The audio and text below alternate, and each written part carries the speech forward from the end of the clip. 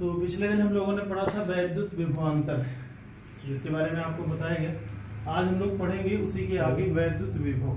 हमारा अगला टॉपिक होगा वैद्युत विभव। इसके बारे में हम लोग पढ़ेंगे वैद्युत विभव के बारे में। इलेक्ट्रिक पोटेंशियल क्या है आपने विभवांतर में पढ़ा था। वैद्युत क्षेत्र के भीतर किसी भी आवेश को एक बिंदु से दूसरे बिंदु तक ले जाने में किया गया कार्य वैद्युत विभवांतर कहलाता है। विभव भी वही सेम चीज है, लेकिन आवेश को एक बिंदु से दूसरे बिंदु तक नहीं बल्कि अनंत से वैद्युत क्षेत्र के भीतर तक लाने में किया गया कार्य और आवेश के मान का अनुपात वैद्युत विभव कहलाता है। तो परिभाषा हम लोग लिख लेंगे, किसी आवेश को अनंत से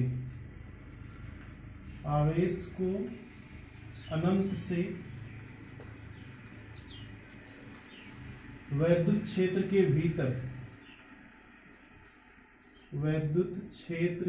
भीतर तक लाने में किया गया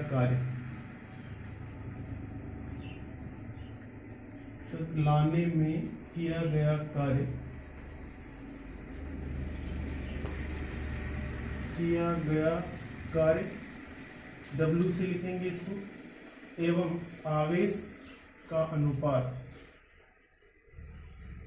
आवेश को Q से लिखते हैं, का अनुपात वैद्युत विभव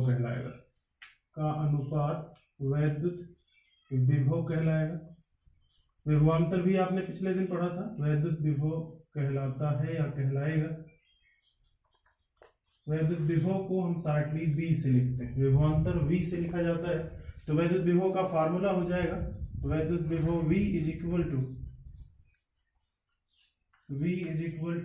W अपॉन Q। इसका जनरल फार्मूला हो जाएगा V is equal to W upon Q। तो आपने पढ़ लिया वैद्युत विभव क्या है। किसी धन परीक्षण आवेश को अनंत से वैद्युत क्षेत्र के भीतर तक लाने में किया गया कार्य और आवेश के मान का अनुपात वैद्युत विभव कहलाता है। V से लिखते हैं V is equal to W upon Q होगा। W जो है किया गया कार्य है और Q आवेश है जो आप अनंत से वैद्युत क्षेत्र के भीतर तक लाते हैं। वैद्युत विभव का मात्रक, इसका मात्रक भी पढ़ लेंगे। वैद्युत विभव का मात्रक जनरली हम लोग जानते हैं दो राशियों पर डिपेंड करता है, वर्क और चार्ज पर। वर्क का मात्रक होता है जूल और चार्ज का मात्रक होगा कूलाम। तो इसका मात्रक होगा जूल बाई कूलाम, या फिर इसको खोजा था बोल्ट ने, इसलिए इनके नाम पर ही इसका दूसरा मात्रक है बोल्ट। इसको शॉर्टली V से लिखते हैं और दोनों आपस में इक्वल है। वही मात्रक है जो पिछले दिन आपने पढ़ा था वैद्युत विभवांतर का। इसकी विभा भी पढ़ लेंगे, विभा भी सेम होगी जो वैद्युत विभवांतर की थी। विभवांतर और विभव में अंतर है, विभवांतर दो बिंदुओं के बीच विभव का अंतर होगा। इसकी विभा होगी, वर्क की विभा होती है mLT की पावर ml स्क्वायर T की पावर -2 एक ही है, और डिवाइड बाई आवेश की विभा होती है AT। सिंप्लीफाई कर लेंगे तो आपको मिलेगा ml स्क्वायर T की पावर -3 और A की पावर -1। तो आपने पढ़ लिया वैद्युत विभव की विभा भी आप जान चुके हैं। फिर हमें जानना है वैद्युत विभव, जो हमारा टॉपिक है ml स्क्वायर T की पावर -3 A की पावर -1। 10वीं क्लास में इसके साथ और भी टॉपिक जुड़े हुए हैं। हमारा अगला टॉपिक होगा इलेक्ट्रिक करंट।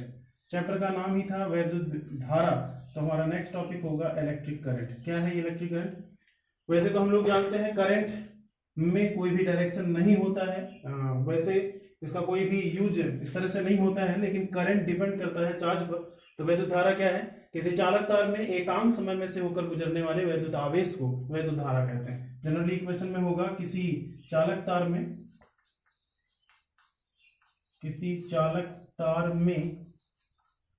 एकांक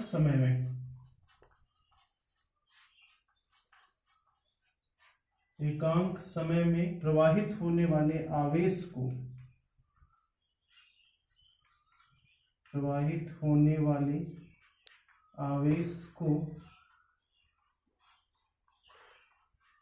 वैद्युत धारा कहते हैं।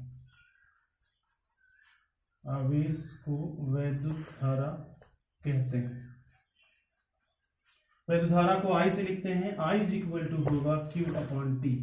जनरल इक्वेशन होगा I is equal to Q upon T, जहाँ Q प्रवाहित हुआ आवेश और T समय है। T समय में यदि Q कूलाम का आवेश प्रवाहित होता है तो चालक तार में बहने वाली धारा I is equal to Q upon T होगी।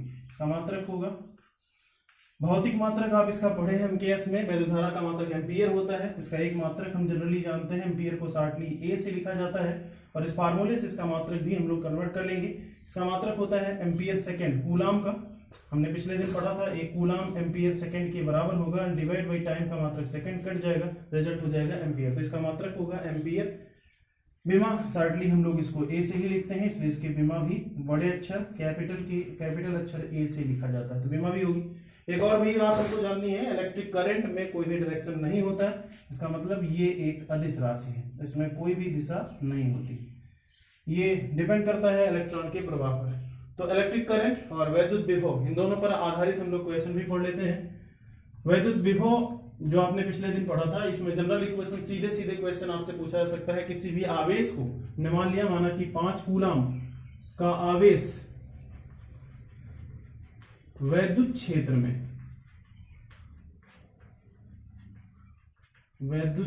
में लाने पर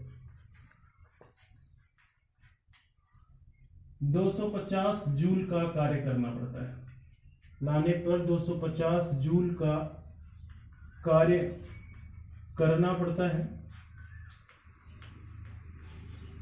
तो विभव क्या होगा? तो वैद्युत विभव की गणना कीजिए। तो वैद्युत विभव हम लोग कैलकुलेट कर लेंगे। वैद्युत विभव V इक्वल टू हो जाएगा W/Q, सीधे सीधे मान रख लेंगे, W का मान 50 जूल डिवाइड बाई 5 कट जाएगा, रिजल्ट हो जाएगा 50 वोल्ट। सॉल्व कर लिया हमने, वैद्युत विभव हो जाएगा 50 वोल्ट, यानी वहां पर वैद्युत विभव होगा और वो होगा 50 वोल्ट। इसी तरह से इलेक्ट्रिक करंट पर भी हम लोग कैलकुलेशन कर सकते हैं कि चालक तार में 5 मिनट में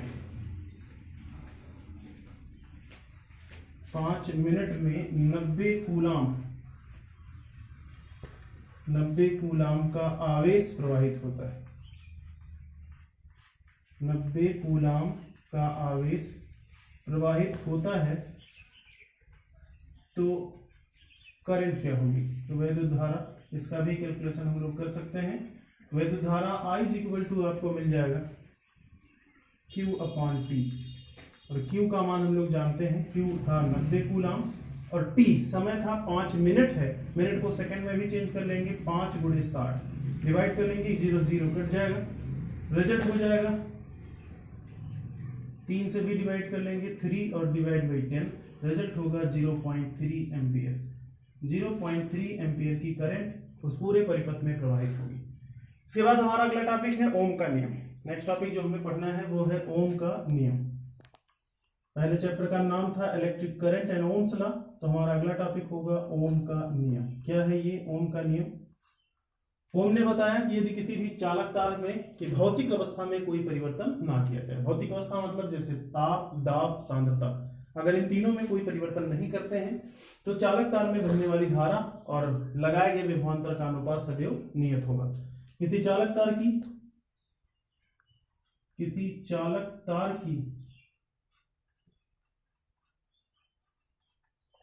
की भौतिक अवस्था में, भौतिक अवस्था का मतलब आप समझते हैं, ताप, दाब और सांद्रता। भौतिक अवस्था एग्जाम्पल जैसे ताप, दाब इत्यादि में कोई परिवर्तन ना किया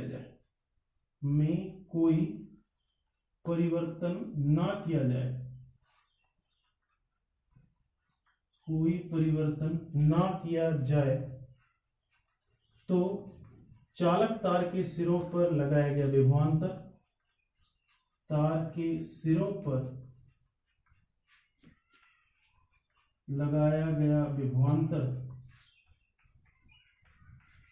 एवं धारा का अनुपात, लगाया गया विभवांतर को हम लोग V से लिखेंगे, एवं धारा का अनुपात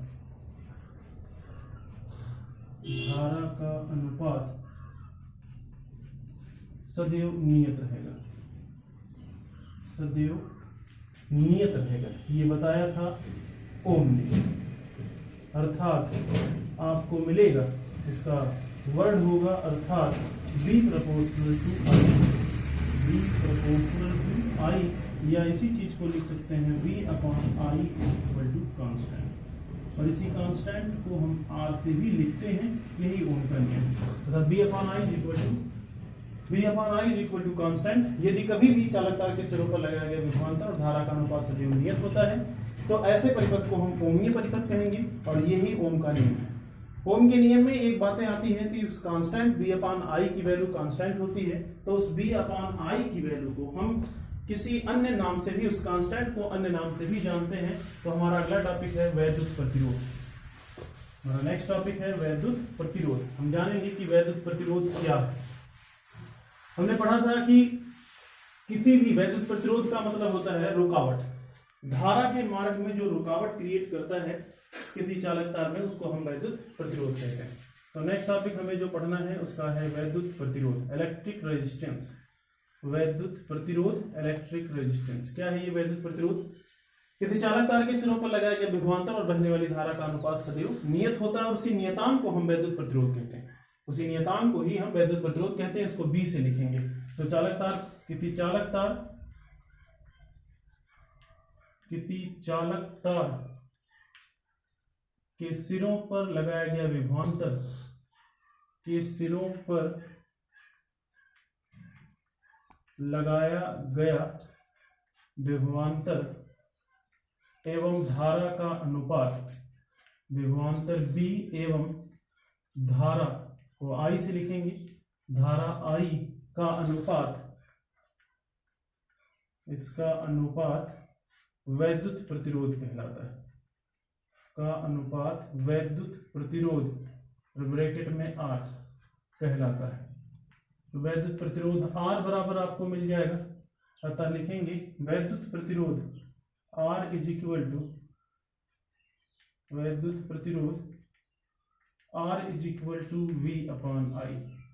वैद्युत प्रतिरोध R is equal to V upon I.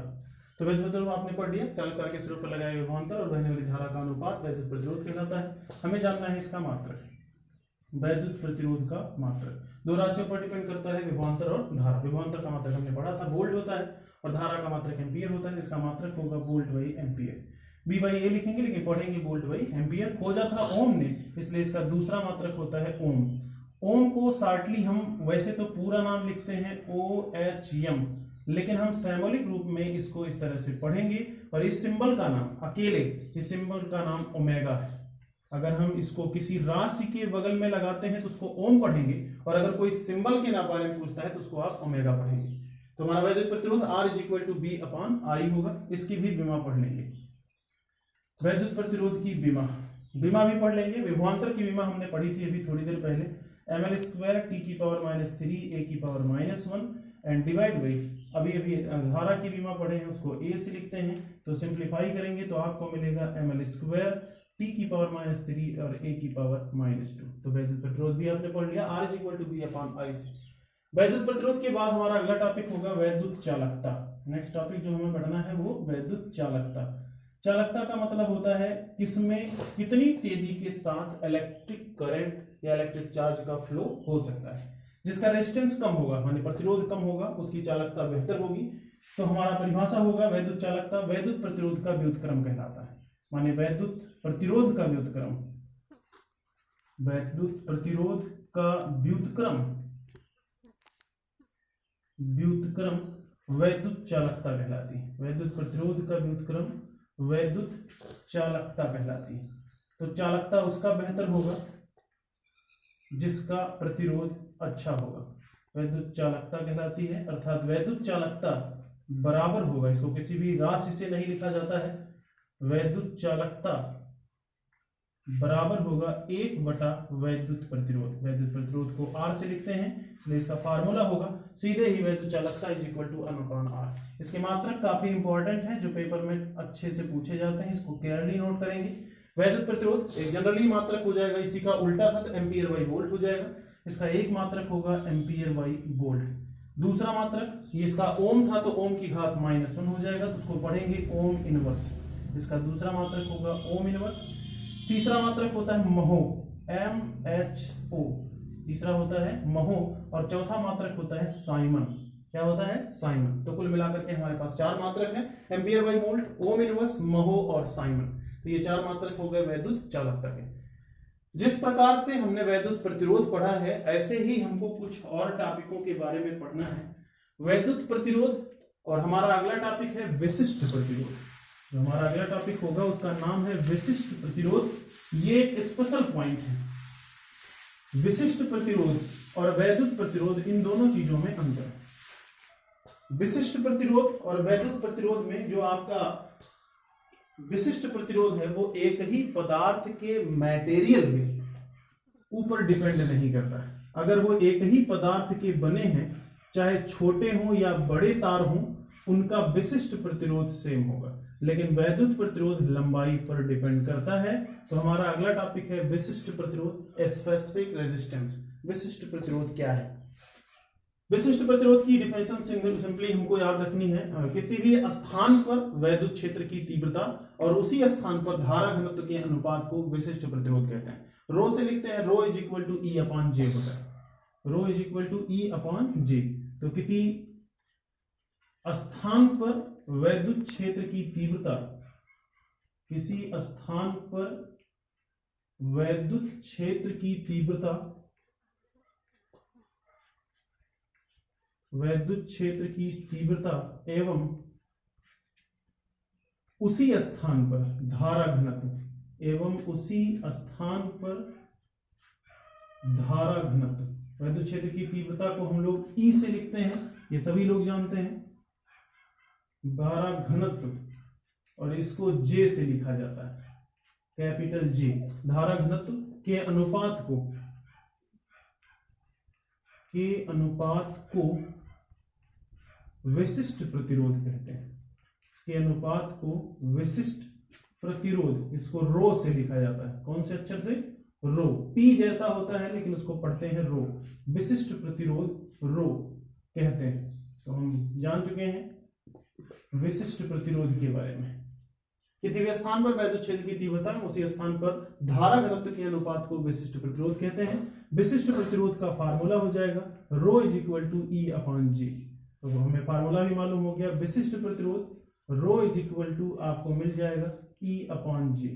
Row is equal to e upon g, जहां रो विशिष्ट प्रतिरोध है, ई वैद्युत क्षेत्र की तीव्रता है और जी धारा घनत्व है। जहां जे इज इक्वल टू, ये भी हम याद रखेंगे, जहां जे इज इक्वल टू होता है आई अपॉन ए।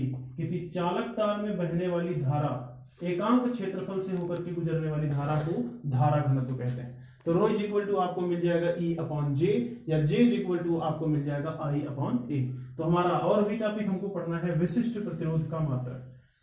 लेकिन उसके पहले हमको जानना है विशिष्ट प्रतिरोध और वैद्युत प्रतिरोध के बीच में रिलेशन। तो हमारा अगला टॉपिक होगा विशिष्ट प्रतिरोध।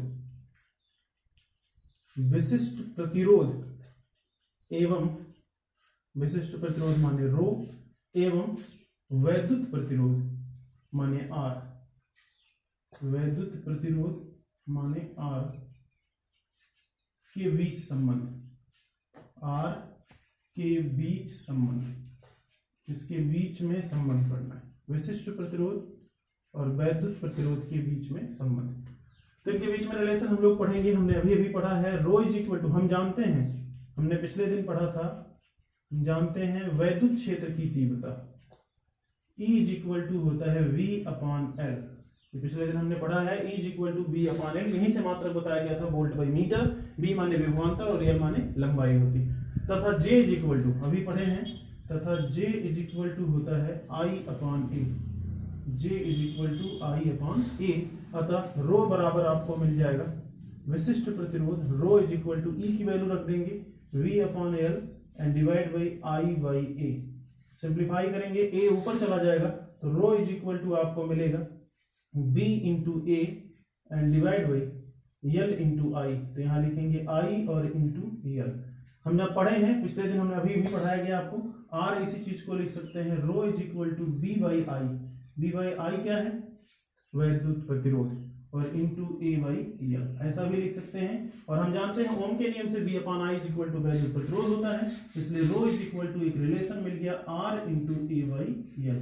यही रिलेशन विशिष्ट प्रतिरोध और वैद्युत प्रतिरोध के बीच में रिलेशन को इंडिकेट करता है। यहां से एक बातें स्पष्ट होती है कि R प्रोपोर्शनल टू L होगा, मतलब चालक तार की लंबाई पर डिपेंड करता है वैद्युत प्रतिरोध, जबकि विशिष्ट प्रतिरोध चालक तार की लंबाई पर डिपेंड नहीं करता है। तो विशिष्ट प्रतिरोध rho is equal to R into A by L हो गया। हमें पढ़ना है विशिष्ट प्रतिरोध का मात्रक। हम इसी के साथ में इसका मात्रक भी पढ़ लेंगे, विशिष्ट प्रतिरोध का मात्रक। विशिष्ट प्रतिरोध को यहीं से डिफाइन कर लेंगे, rho is equal to r into a by l से। आर जो है उसका मात्रक होता है वोल्ट बाई एम्पियर, अभी पढ़े हैं, उसका मात्रक होता है वोल्ट बाई एम्पियर इंटू ए। ए जो है वो एरिया है, एरिया का मात्रक होता है metre square and divide by L, लंबाई है उसका मात्रक होता है मीटर। तो मीटर से मीटर कट जाएगा। वोल्ट बाई एम्पियर को हम ओम भी लिख सकते हैं, तो इसका मात्रक होगा ओम मीटर। क्या होगा? ओम मीटर। तो हमने पढ़ लिया विशिष्ट प्रतिरोध का मात्रक हो जाएगा ओम मीटर।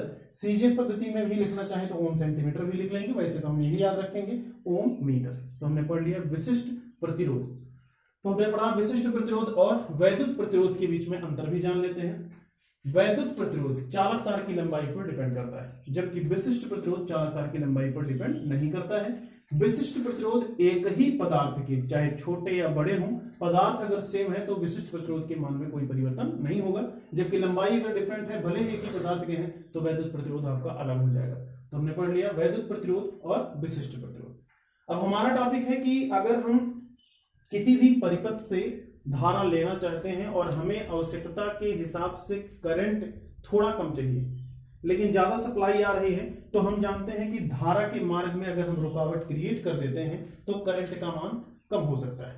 तो ऐसे में हमारे पास जो तार है उसका प्रतिरोध अपेक्षाकृत कम है, तो हमको प्रतिरोध बढ़ाना भी पड़ेगा। इसके लिए हमको प्रतिरोधों को जोड़ना भी होगा।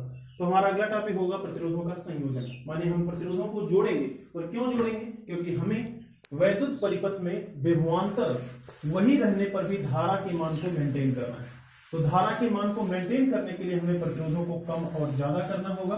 कम और ज्यादा अगर कर ले जाते हैं तो बड़े आसानी के साथ प्रतिरोध आपस में जुड़ जाएंगे, और जोड़ करके प्रतिरोध का मान बढ़ा सकते हैं और प्रतिरोध का मान घटा भी सकते हैं। तो हमारा नेक्स्ट टॉपिक है प्रतिरोधों का संयोजन।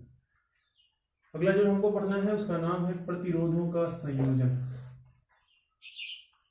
प्रतिरोधों का संयोजन माने हम प्रतिरोधों को जोड़ेंगे। और क्यों जोड़ेंगे आपको बताया हमने। प्रतिरोधों को हम इसलिए जोड़ेंगे क्योंकि हमें परिपथ में धारा के मान को कम करना है या फिर धारा के मान को बढ़ाना है। प्रतिरोधों के जोड़ने की दो रीतियां हैं, उनमें से पहली रीति का नाम है श्रेणी क्रम संयोजन। पहला है श्रेणी क्रम संयोजन। पहली रीति का नाम है श्रेणी क्रम संयोजन। और प्रतिरोधों के जोड़ने की दूसरी रीति का नाम है समांतर क्रम संयोजन।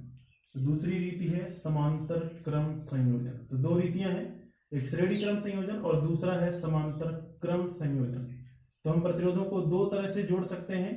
प्रतिरोधों के मान को बढ़ाने और घटाने के लिए हम दो तरह से जोड़ सकते हैं, श्रेणी क्रम संयोजन और समांतर क्रम संयोजन। तो पहला पॉइंट है श्रेणी क्रम संयोजन। साथ साथ लिखते भी रहेंगे और पढ़ते भी रहेंगे। तो हमारा पहला टॉपिक है श्रेणी क्रम संयोजन। तो क्या है श्रेणी क्रम संयोजन, इसके बारे में भी हम पढ़ेंगे और उसके बाद सीखेंगे किस तरह से हम श्रेणी क्रम में जोड़ सकते हैं। तो हमारा नेक्स्ट टॉपिक है श्रेणी क्रम संयोजन।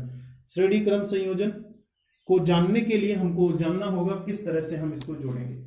हमारा जो ये टॉपिक है श्रेणी क्रम संयोजन, इसके बारे में हम अगले दिन चर्चा करेंगे।